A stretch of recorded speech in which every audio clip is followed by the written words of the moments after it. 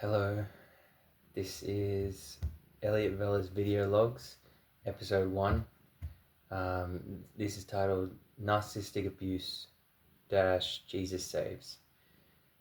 And yeah, I'm just starting these video logs.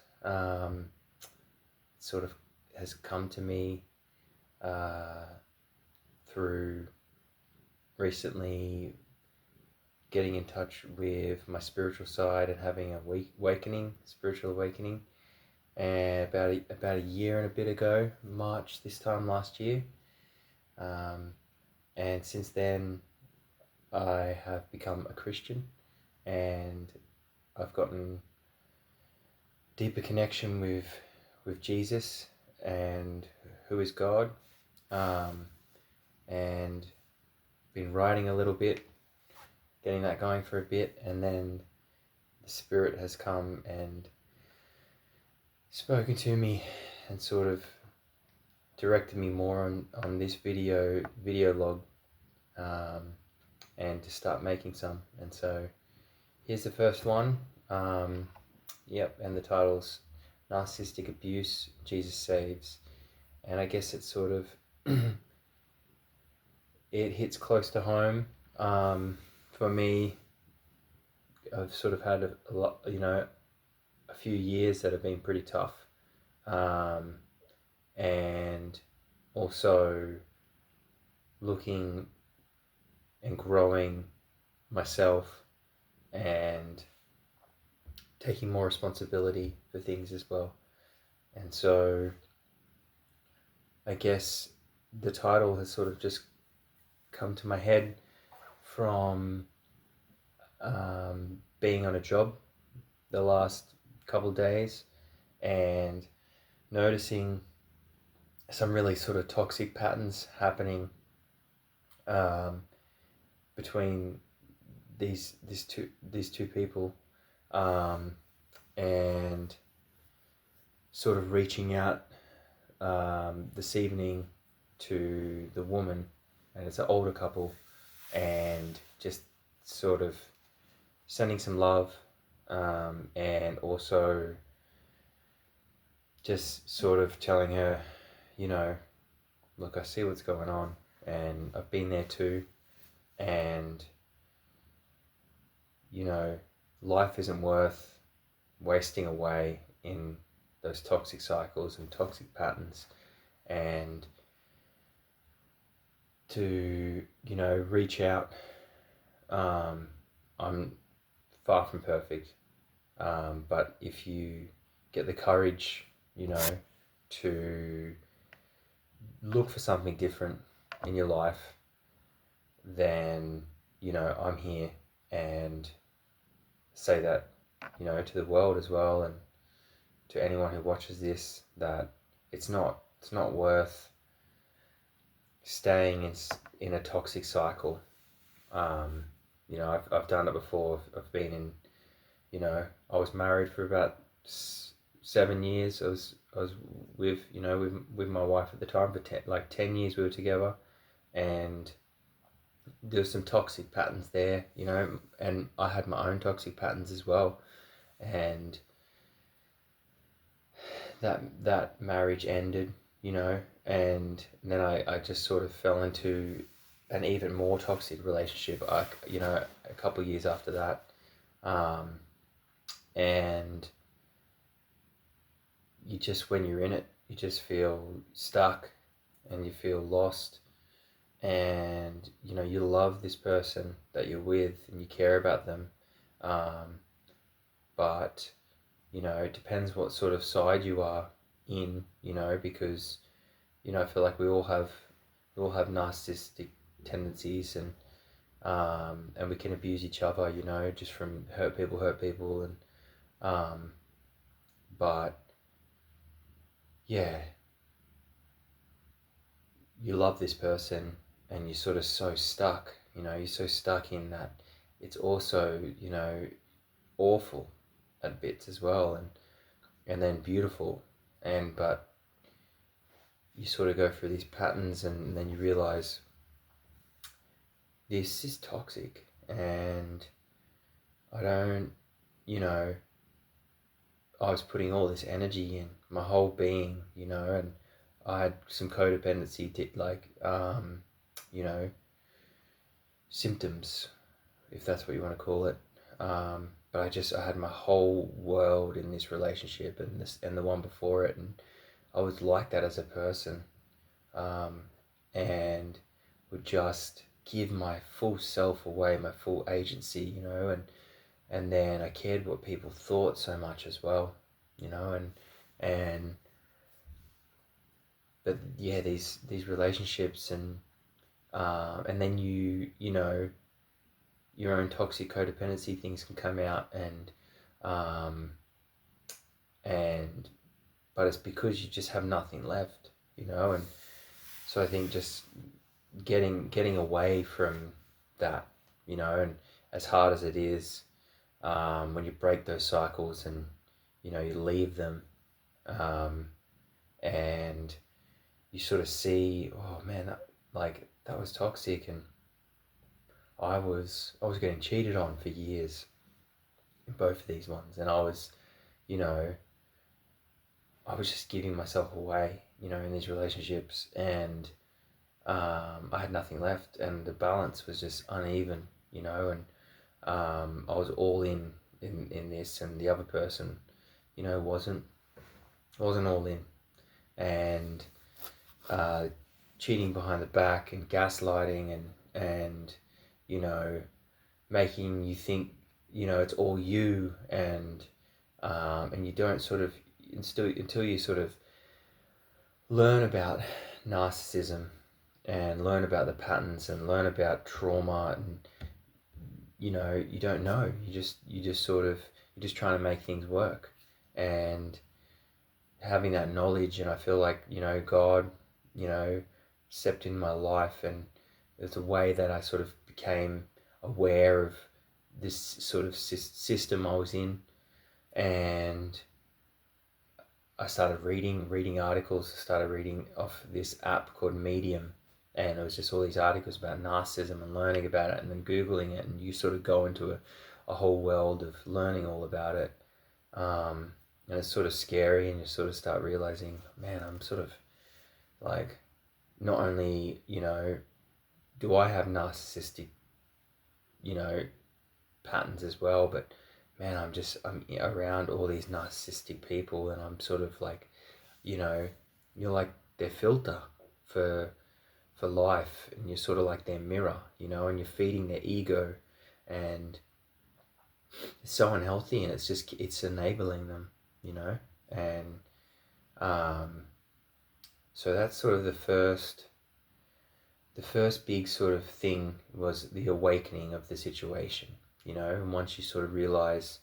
okay, this is what I'm in, you know, or was in, you know, I learned about narcissism, but after the second one, you know, it had ended already, and about 6 months, 5 to 6 months had gone past, and you know, I was just like, why, you know, why is it so painful and everything? And you start reading about it, and then realizing this is deeper, you know, this is deeper than just a normal breakup, like, you know, and you're looking back on the relationship and just seeing all these lies, you know, and seeing all these,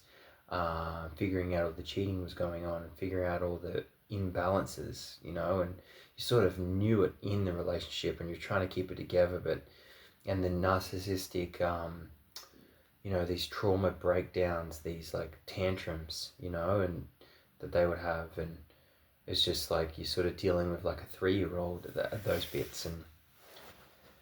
understanding all that, and then you're still sort of stuck in it, you know, you're still like, okay, you even see that you're sort of with these, you know, these people that you love, and you know it's just their trauma, you know, and but you want to help them, you know, and so you're willing still to give yourself away, you know, and that's still so unhealthy, you know, and so I guess you sort of start asking, you know, why am I in this relationship? Why am I in these relationships with these people? You know, how many sort of, you know, narcissistic, toxic, unhealthy dynamics do I have going, and I had a lot. I had a lot going. I feel like most of my relationships, I was, you know, I was keeping them sort of enabled, um, and you just like you go through these periods where you're either real social. Well, this is my experience. I was real social and with people all the time, and then I would just it would just blot out time, and you wouldn't see me for a few months, and um, I guess I sort of fell into that category of you know more like a borderline personality sort of type of thing. The way I would deal with things. I was super empathetic person and caring and kind, but I would just snap, because just had nothing left, and and then I would just be um, always have something, a vice, lots of weed for years. I smoked so much weed over my life, like, and drinks and lots of nicotine.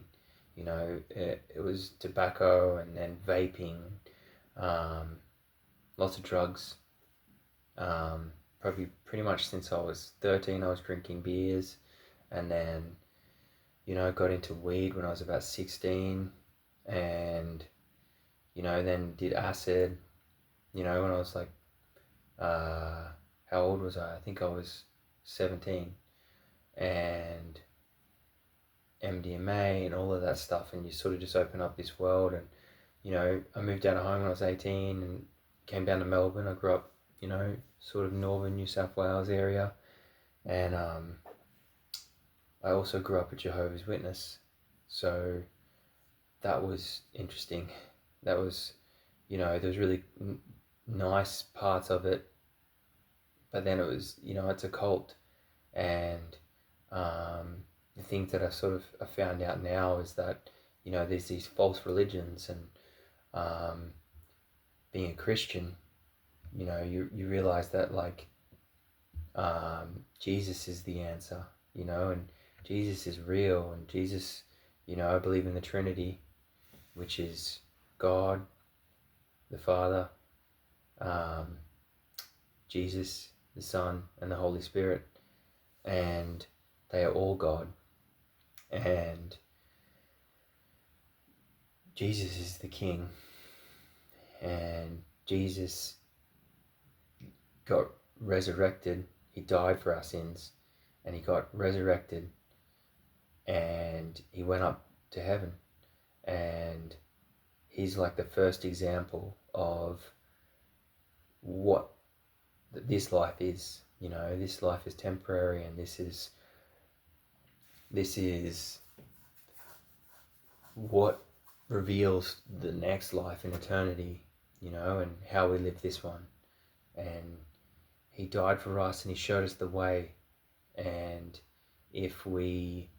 follow Jesus, and we witness that he died for our sins, and then he got resurrected and to the throne, and he is now king in heaven, and he's coming back, and he's going to be king on earth. And if we witness that, and we try and live like a Christian does, then we are saved, and we will be up there with him in heaven, and then eventually back down to earth, with him and a new Jerusalem. And so it gives us hope, gives us hope, and that's what got me through, and saved me and gave me knowledge. I feel like Jesus and God, they showed me this app, that I learned about narcissism, and then learned about my own traumas, and it gave me freedom, and I think that when you start looking back at your history, and you go, okay, why are we in this relationship? well, why do I stay? You know, why do I stay in this toxic, unhealthy dynamic? You know, that's unhealthy, and a lot of people wouldn't. And I guess it comes back to our roots, you know, of how we grew up and what we're used to, you know, and I sort of grew up like that, the youngest kid, you know, and generational trauma in our family, you know, and my parents stayed together, but we were like a broken family, you know. We didn't have that. We had that bond when we were younger, you know, but with the Jehovah's Witness, you know, background, that cult, you know, broke our family up, and you know, my oldest brother left, you know, and then my parents stopped seeing him, and you know, and there was just bits in it as well that there was this um, something was missing, you know, and even though it had love, it had this other dark side, you know, that you don't really see on the surface, um, and you know, my dad grew up, you know, pretty rough childhood as well, and really rough childhood. He left home when he was like 15, and so he got abused, you know, and he, you know, his family were, you know, immigrants, and my dad's Maltese, so I'm half Maltese, and um, so you just carry this generational trauma, you know, and it's you sort of you gotta not take it personally, even though you do, you know, and you're sort of living with these with your family members and everything, and I guess in these sort of generational traumatic families, you know, there's like a pattern, and these patterns can sometimes have, you know, heads, the head of the family, you know, dynamic, this toxic dynamic, and they can have scapegoats and everything, and you know, I happen to be the scapegoat, I guess, of this dynamic, and you know, and so I was also the one keeping everyone together, you know, and um, but I was so messed up by the end of it, you know, and so messed up from my childhood, you know, that as soon as you know, I was getting into drinks and drugs so young, you know, and by the time I was 17, 18, you know, I had a girlfriend, that was my first wife, and, you know, we met, she was 22, I was 17, and I just wanted to get the hell out of there, get the hell out of, you know, where I grew up, and away from my family, even though I loved them. There was sort of like this love-hate relationship. And so I moved to Melbourne, and, you know, for the next 10, 15, 17 years, just, you know, partied like you do, you know, and I look back and, like, you know, I'm not regretful because I'm here now, you know, but I was just so empty, you know, so empty that whole time. And it just makes me just think about the place that I got to, you know, and it was just so empty. And got to a point where, you know, I had my daughter with my first partner, and we you know, we had her, and she's now 11, you know, and but we broke up when she was about 4, and that was hard, and you know, and there was a lot of, you know, there was sort of just, you know, the cheating and stuff like that, that was tough, you know, and I look back and I was a mess as well, you know, and you know, and I did things I regretted, you know, and I kissed someone as well, you know, I messed up with things, you know, I was as a man, as a boy, I guess, you know, I was so obsessed with sex and stuff as well, and we loved each other so much, but we were just, you know, I was in this toxic dynamic, and I look back and, you know, I had narcissistic traits as well, you know, and and I felt like, you know, my partner, she just had a dark cloud, you know, and I felt like I could lift that off her, you know, and but that's just, you just can't carry that, you know, you can't carry that as a person. And why we stay, you know, like, I guess you stay because you want it to work, you know, it's your I guess your sweetheart from, you know, and from when you were younger, you know, and if your family didn't have that, then you want to keep that, and but you just can't stay in something that's unhealthy, you know, and you can try and stick it out, and I stuck it out, you know, and I remember for like four years it was just struggles, you know, 4 years sleeping on the couch, 4 years, you know, and it's just like you're struggling for 4 years.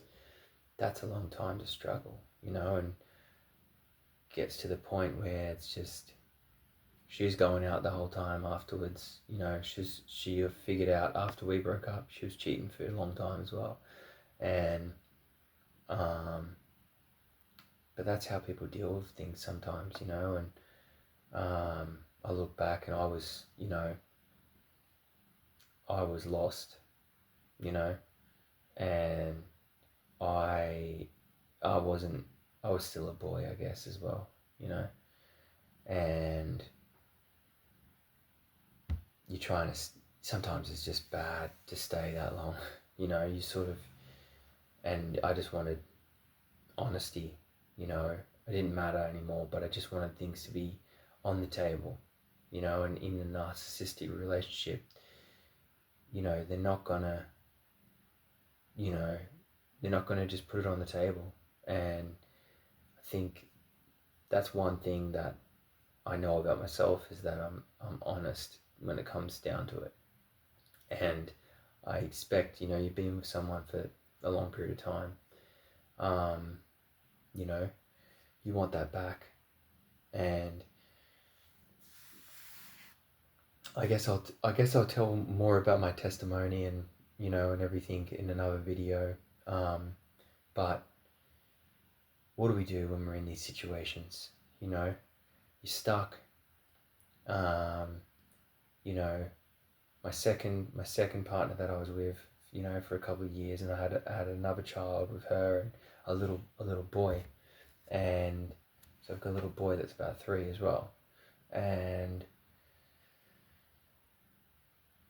what do you do though? You know, what do you do when you're in these relationships? You know, and you're stuck. And you can't get out of it. You know, and you're trying to keep it all together, and you just, I think, need to take a step. You know, and as broken as you are, you need to take a step in the right direction. And for me, it was, I guess the first step for me when I was in these relationships was like, I can't be doing this anymore for 4 years. This isn't healthy for anybody. In the first one, the second one, you know, it was just toxic after 6 months, you know, like, and we were together for like 2 years, and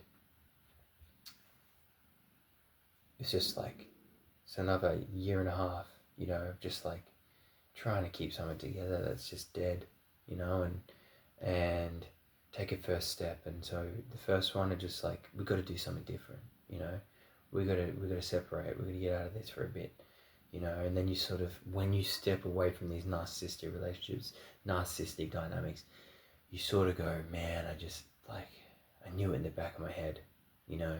I knew it in the back of my head for a long time. This is not healthy. This is uneven. It's not balanced. And, you know, it's not about who's, you know, relationships aren't just like that 50-50, but it's just like when it's like this, you know, you sort of just, that's why you're exhausted all the time, you know. That's why you're struggling, not only with your own things, but, you know, you're sort of holding it down for two people,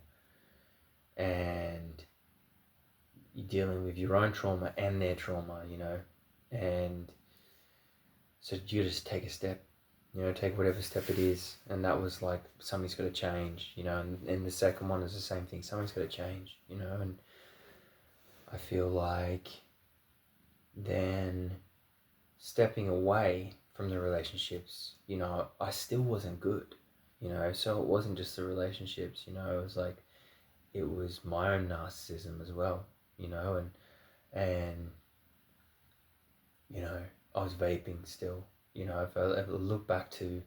when I got saved, and when I found Jesus, and that was, March last year, 15th of March, I was vaping for like 4.5 years by that point, and I just couldn't quit, and I was doing these crazy hours working. I was taking ADHD medication, which I have ADHD, but who knows if it was just a coping mechanism, of weighing. I was just taking these high doses of this medication, and I was just working 3 days in a row, no sleep, a week, and so I'd go to work, I could do this sort of work that I could just work anytime, work for myself in a bunch of different things before, and used to be graphic designer. Also always have had like a trade skill, and doing window cleaning and handyman work, and I was working on these construction sites, and I could just go anytime, go there at night, do all this cleaning, and windows and cleaning as well, and would go to work, Sunday night, and then I wouldn't be back home, until like Wednesday night, so, and I was doing this every week, so that's Sunday, Monday, Tuesday, that's 3 nights, and that's like, 3 days, 3 or 4 days, and then I would sleep for a day, and I would check in, then I would pick up, I had my daughter 50-50 at that point. I'd be a dad for a couple of days, and the weekend, work sort of normal hours, and maybe like work a Friday, but that Thursday I would sort of just do dad duties and sleep in the day, but it's just so unhealthy. And the ADHD medication, you keep going, but at the same time I was vaping and I was smoking as well, and it was irresponsible, and it was coping mechanism, survival, and so then it just got to a point where I was like, this is crazy, man, I'm gonna die. Like, this is, I did that for about a year and a half, working like that, and I did my back then. I overworked it. Got to a point I had like this nerve pain in my leg, and then it got to a point where my back had issues over a couple of years, and it got to a point where I went to work one day towards Christmas time, and I couldn't move, and I was like, I can't move, I walked out of the car and I got stuck, and I'm like, I can't move, this is too painful, I can't walk. And then I thought it was just a muscle pain, but I'd herniated a disc. I didn't find out for another month or two. I just tried to heal it, and then after doing that, I took a few weeks off. It was like Christmas time. I thought I'd just chill out, and it was the worst Christmas time I'd ever had. It was like 3 weeks at home. I was putting muscle pain on my leg. It wasn't getting better. It was getting worse. At the same time, I was still just like trying to ease the pain. So I was having beers and smoking a lot of weed at home, and watching YouTube videos, lots of Kill Tony. I used to watch a lot of that.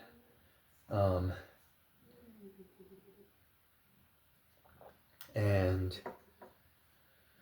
I was struggling. I was going to the hospital. My back was getting worse and worse. And one night, the pain wouldn't go away. 3.5 weeks, and it was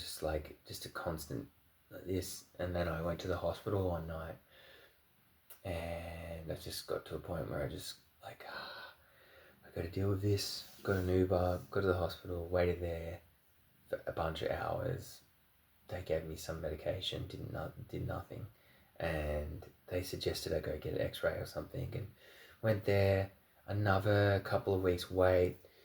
and I got this lumbar spine injury. Lumbar spine. I herniated a disc, so they X-rayed it. Got this lumbar spine, injection, and I was like bent over. I couldn't. I was waking up. So for another few weeks until I had to book in, and I had to get the money together to get this injection because I wasn't working. It was like just waiting for money to come in, and got this injection. But for a few weeks I was like, before that was the worst. That was, I was at home, I was alone. My back was very like stiff. I woke up and I had to crawl to the bathroom and lie in the shower for an hour with hot water on my back. I couldn't move. Oh, it was so painful. And that sucked, and so it's like a bunch of things just sort of escalating to a point where it was just like, what am I doing? And it'd been like about another year or two after this second relationship breakup, and it was just, it was hectic what happened, and she was cheating on me the whole time. They ended up both cheating, sleeping together, both these partners, and, having orgies and stuff like that. And, and I had this like back injury, and they were out partying, and they, one of them, it ended up getting to the point where,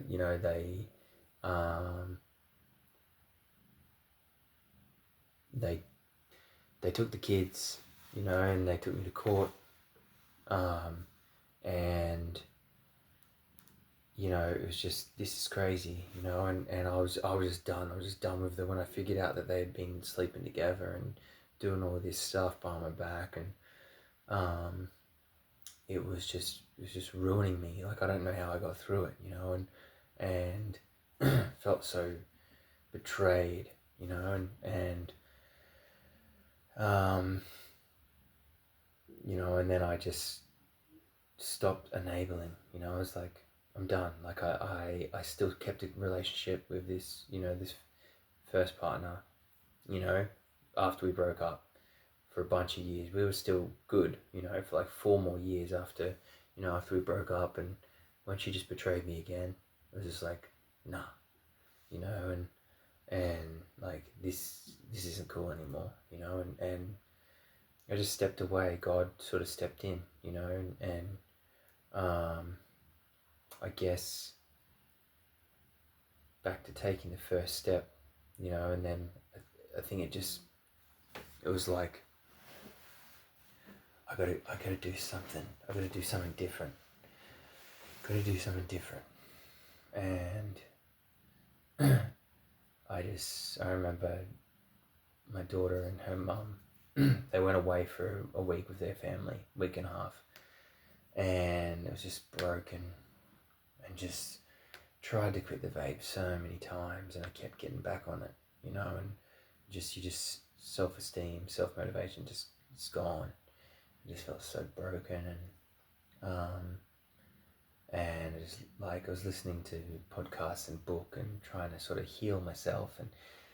recover from this, like, all this narcissistic abuse and stuff, and I think it was God. Sort of giving me this information, and I just took that step. I was just like, I'm gonna quit this now. I'm doing it, and I prayed. It was like the first time I prayed, since I was a kid. I'm 34 now. I turned 35 this year, and it was a year ago. It was over a year. It was a year and a couple of months, and I was like, I'm gonna quit this vape, but God, I need all the help I can get, and that night, I went to sleep, I prayed, I wrote about it, I looked in the mirror. I was listening to a lot of Jordan Peterson, and I looked in the mirror, and just wrote down everything I was not happy with about myself, my finances, my, I I had this snapping anger, you know, as well. I was not at peace, you know. I was empty. I was alone, you know, and you know, I didn't want to become bitter, you know, and but I was, like, in a way, you know, and yeah, and I just wrote all these things down I wanted to change, and you know, I cried my ass off, man. I cried so much, and I just said, God, help me, just help me, quit this time, you know, and that's when sort of Jesus came into my life, you know, for real. You know, it was different than how I grew up, you know, and felt like church, grew up in church, grew up going to these meetings, you know, but when I was older and I prayed and I just asked for help sincerely, and you know, God stepped in, you know, and then over a year, you know, a year and a few months, like it's been this, you know, I got saved that night, you know, like I woke up and like I felt God's presence in my life, you know, and I started this journey, you know, get off the drugs, you know, get off the vape, you know, I quit the vape. It was a year and a few months of just like a roller coaster, you know, like I went off everything for like about 4 months or so, and then I would just like, you know, I was working and saw a family, and you know, I went for this whole custody thing as well, you know, and I don't have my children, you know, at the moment, and um, you know, and I went to court and spent a bunch of money, you know, and then it got to a point where it just everything was getting sabotaged, you know, and it was like God just told me, just step back, just let me deal with it, you know, and that was so hard to do, you know. That was the hardest thing. My kids are everything to me, you know, and but I trust God, you know, and I trusted Him, and even though it was hard, just to step back, you know, God's the creator of everything, you know, like who am I to think, you know, anything that I'm gonna do, you know, is better than what God's gonna do, you know, and instead of becoming bitter, instead of sinking, you know, I spent like 50, 60 grand in, you know, a year, and I was working crazy hours and just struggling, and just God told me to step back from it, you know, and you know, my lawyer sabotaged me, and you know, and these family contacts things, and she was sabotaging, and it was just like, this is crazy, man. This is like Joseph in the Bible, you know, like everything goes against him, you know, and he's you know, he is pretty much betrayed by his family and his brothers, and they sell him, you know, and he's a slave, you know, for like,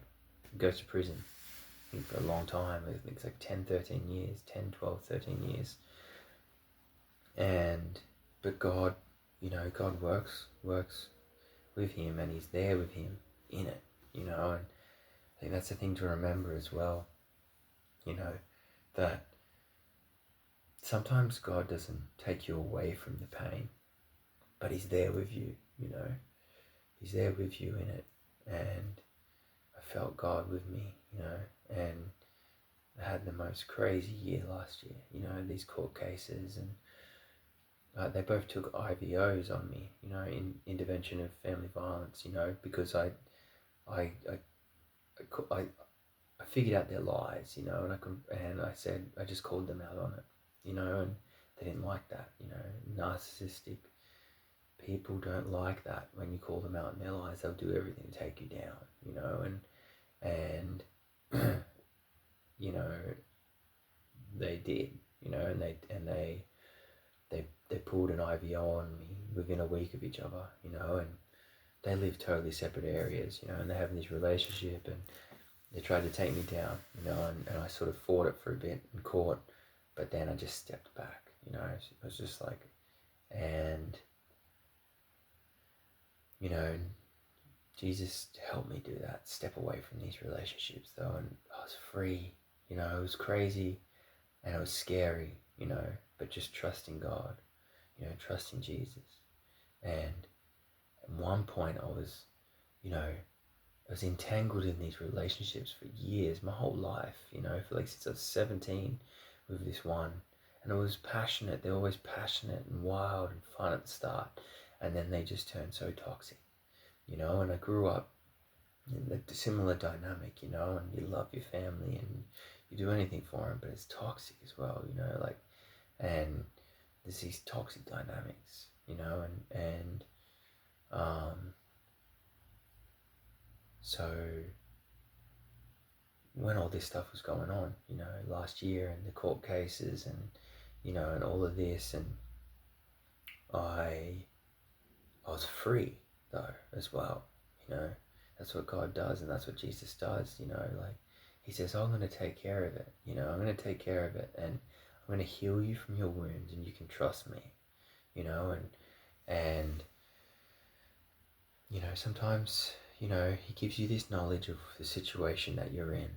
he did to me, the universe, it came to me, all this narcissism. I heard it from my accountant, narcissism, sounds like narcissism. He had a similar situation. I'd never even heard of narcissism, and I looked at it and I've read about it, and you can see things within yourself, but you can see this, I was in this as well, I was in these situations that kept falling into these, and I deeply cared about these people, and I feel like they used me, and they betrayed me, and they sort of just chucked me out to the gutter, that's what it felt like, and but Jesus gave me knowledge about that, and sometimes then he closes doors, closes doors for your own good, to open new ones, and that's what happened, and during this hard year, he closed these doors, and I was free, and I was still fighting for my kids. It broke my heart, so many tears, so much pain, so much pain over the last few years, so many nights crying and struggling and brokenness, but then just opened these new doors, and I got closer and got his presence, nothing beats God's presence, like it's the most beautiful thing. It's so holy, it's so, you just want to be close to him, and think, I got clean, I got off the drugs, I got off the weed, got off the vape, got off the I smoked so much weed my whole life as well. I was smoking weed as I was vaping, I was taking these high doses of medication, overdoing it, I was taking 70 milligrams of Vyvanse, a couple times a day. I was just tripping, man. I was just tripping for too long. I was just coffeed up, I was just in the zone, my pupils' eyes were dilated, my pupils were dilated, and then and then drinks as well, and it's just it's crazy that I'm here, and I always say this now, like, if God hadn't stepped in my life, I'd either be in jail, I'd be in a psych ward, or I'd be dead, and I truly believe that I would I'd be one of those three, and the way I was going, it's scary. And God saved me. Jesus saved me. And, I had to make a choice though, and when I made that choice, and it's not been easy, and you mess up so much, and God doesn't look at it like that. Like, he just loves you, and because he loves you and you love him, you just want to do right, and you just want to be a good person, and you just want to please him, and you want, and that's what happens, that being a Christian isn't just about like, feeling bad, feeling guilty about sinning all the time, it's like you want you want to be close to God, you want to be close to Jesus, you know, and it makes you a better person, you know, and it really does saves you from all the things that were just making you more empty, you know, saves you from all the toxic relationships and patterns that you were in with other people and with yourself, you know, and so I got off all the drugs, got off all the, you know, got out of the toxic relationships, you know, and you know, I had a lot of toxic relationships with my friends and family as well, you know, and just stepped away from that, you know, and I just felt drained, you know.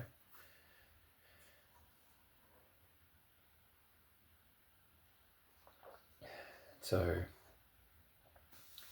was finally free, you know, and there's these windows of so much pain and suffering, and then these windows of like total freedom and just being with God, being with myself. And you know, before, when all the narcissism and stuff was going on, you know, within myself and from other people, it just I nearly went, you know, I was going down the borderline, you know, personality road, you know, and that's cooked, you know, that's a psych ward. You're heading for a psych ward, you know, and you're, you know, being with your own thoughts in your own head. It's not a nice place to be, you know, but, you know, Jesus coming into your life, he takes away all that, you know, and he puts in love, you know, he puts in peace, puts in, you know, hope, and he's just a loving, beautiful God, you know, and a sensitive God, and he cares about you, and he cares about everyone, you know, and you know, he, you know, he created us, you know, and he, like, why wouldn't we follow him, you know, like he knows us better than we know ourselves, you know, and so he closes the wrong doors, you know, and he opens new ones, and the new ones are great, you know, and you know, I got into hitting the gym, you know, I was always an active person, but just hitting the gym more, you know, and eating better, you know, and eating healthy, and my whole aura changed, you know, and I had an awakening, had a spiritual awakening, you know, and onto a, you know, higher frequency, you know, of living, you know, and you just have light to shine out in the world, you know, and it's just it's just wild, you know, it's wild and gives you strength through your suffering, you know, and I guess he teaches you how to have discernment, you know. Discernment is a powerful word, you know, and you have all this kindness, you know. Jesus and God looks at, you know, people that are his followers, you know, as like sheep, you know, and we, you know, people with big hearts, you know, and lots of empathy, and those types of people can be played very easy as well, you know, and manipulated and deceived, and because you just see goodness in everyone, you know, and you just want to help people, you know, but some people, they don't want to be helped, you know, and some people look at that as weakness, but it's strength, you know, it really is strength, you know, but when you learn discernment is kindness, you know, but it's like kindness with like wisdom, you know, and sometimes kindness is to step away from people, you know, and so you're not enabling, you're not their mirror, you know, and you're not feeding anything anymore, and they go empty, and then they realize, you know, they either go on to someone new who feeds that ego, you know, or they sort of see, you know, what's missing in my life now, you know, and if you step away, they see you for who you were, and who you are, and if they change, then maybe you connect again. Maybe if they appreciate, and they grow a bit, maybe you connect again. And I've stepped away from a lot of people, and I haven't reconnected yet. And I don't know who's going to connect with me again. Who am I going to connect with? I'm on a different path now. But I still love them. I still care for them, and I still want the best for them. And I just trust God and I trust Jesus to direct my paths. And so there's power in saying no to what is bad for you, and that's discernment, and that is God closing doors to open new ones. And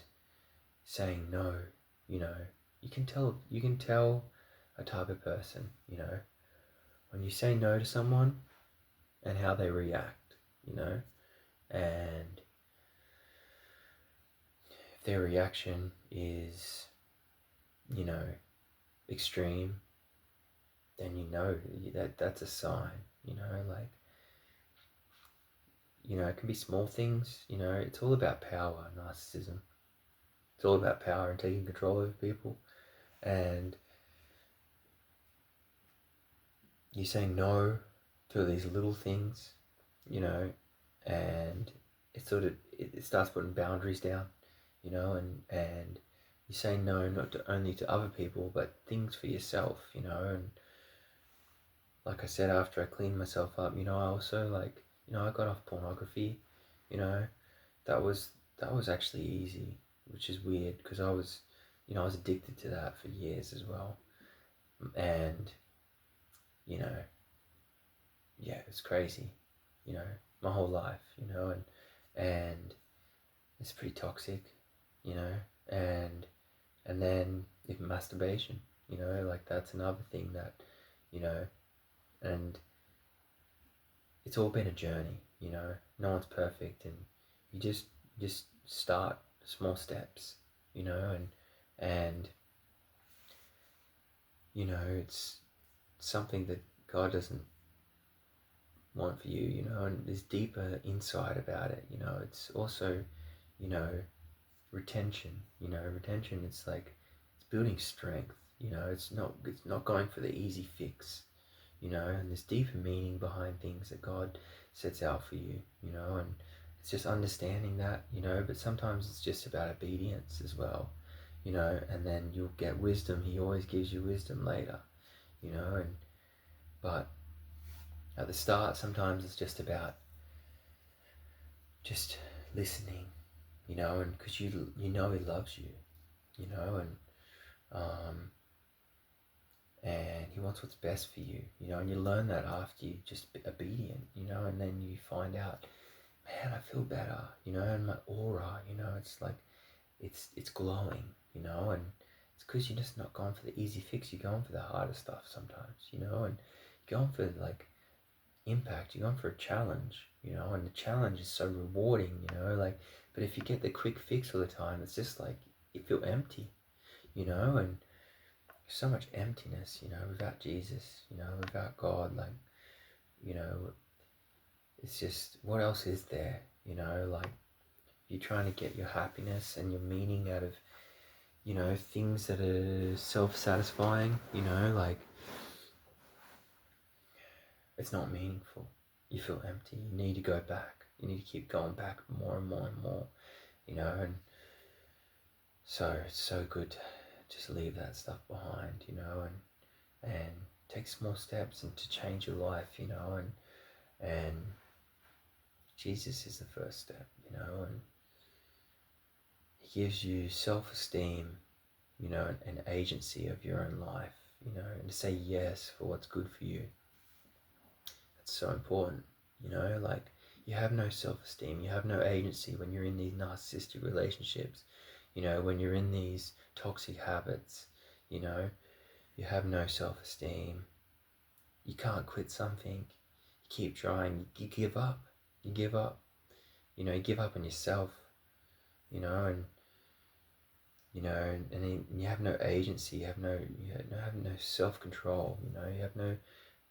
identity, you know, and you you're looking at these people that you're with as an idol, you know, they're your idol, you know, and that's not how it's meant to be, you know, like you worship God, you worship Jesus, you know, that's who you worship, that's your God, your one and only worship, you know, and you fall into these codependency patterns, you know, and it's like he breaks you free from that. You break free from chains, you know, and you get your agency back, you get your self-esteem back, you know, and you say yes to what's good for you. You start, you know, prioritizing things for you, you know, and things for your purpose, you know, and things for your, you know, to make an impact in the world, you know, to do something good, you know. We only have one life, you know, we have one life to live, you know, and this is the life that, you know, it shows what's going to happen afterwards, you know. We have one life to make an impact, and then eternity in heaven, you know, that's our reward, you know, and we can live a great life now, you know, but a great life can be different to, you know, the perspective that you look at, because, you know, our reward as a Christian is not only purpose and meaning now, but, you know, to sacrifice, you know, bear your cross, you know, and cross is to sacrifice, is to, you know, it's your community, you know, it's to do something for others, you know, for the bigger purpose, you know, and to teach people about the gospel, you know, and which is Jesus dying for our sins and getting resurrected on the throne, and his life is like the example that that's what happens, you know. No one else was resurrected, you know, but him, you know. Buddha, Gandhi, you know, nobody. Their bones are still in their graves, you know. Jesus' bones aren't. Jesus got resurrected, you know. 500 people, you know, saw him, talked to him, you know, after he was resurrected, you know, and then he went up to heaven, you know, and he's on his throne up there, and his life is an example to show us that, you know, we're going to go to heaven as well, you know. We're going to go to heaven as well, and we've got one life to make an impact and to help others, and to sacrifice, you know, sacrifice all the pleasures for something more purposeful. And he's the example of how to live, you know. Jesus is the example of how to live, and it's, you know, instead of fighting with one another, you know, and, you know, you lay your sword down, you know, and you put others first, and it gives you hope, and you can shine a light. You can shine a light into a dark room, and the Bible, you know, the Bible is a spiritually charged book. It's way deeper than you think it is, you know, especially if you grew up in a church, in a cult, in something that has religion, you know, but religion isn't relationship, you know, and you know, I got a greater understanding for the Bible, you know, this last couple of years, and this last year, and you read scriptures and it speaks to you, and personally, and you're like, how does that happen, and it's God's voice, it's Jesus' voice. Jesus is the word, and it's something to keep close, and you can always be in God's presence in the word, and it's another habit to pick up, and reading it, in the morning and before bed, like just one chapter, 10 minutes, 10 minutes is a good little level, chapter in the morning, chapter at night, 10 minutes, and it's just putting God first in the morning, putting God first at night, and just remembering that through your trials, through your suffering, Jesus is with you, Jesus loves you and he's with you through it, and he saved me, and if you choose him and you take that step, and get him to test you, test him, test him, if you don't believe in God, you don't believe in Jesus, like say a prayer, believe it, say, Jesus, show me something, do something in my life, and watch what he does. He changed my life, and I'm on a journey, but he changed my life so much, and he gave me a new heart, and like I said, I'd be in jail, I'd be in a psych ward, I'd be dead, without Jesus, and yeah, so I wanted to, I guess, talk about a bit of my history of narcissism, narcissistic abuse, and it sort of just came to me,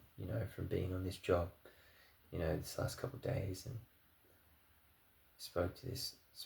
lady, and just said, what you're in right now, like, is toxic, like, and if you ever need someone, call me, because I've been there and been stuck, and not being able to get out, and trapped in a narcissistic relationship, trapped in, abusive, an emotionally abusive relationship, trapped in your own narcissism, the heart is, the heart is evil, the heart is evil, the heart wants what it wants, it doesn't just think about anyone else, it just thinks about what it wants, and that's why God has the word, and it replaces your own thoughts and evil, and like evil things and selfish thoughts, and it puts in God's thoughts, and he gives you back a flesh heart, and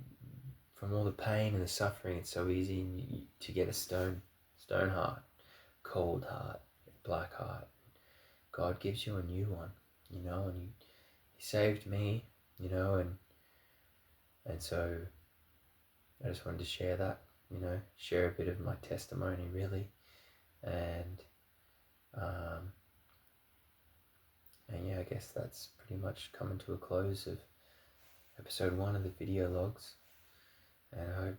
if it helped you, like the video, and I'll bring episode 2 soon. Thank you. Bye.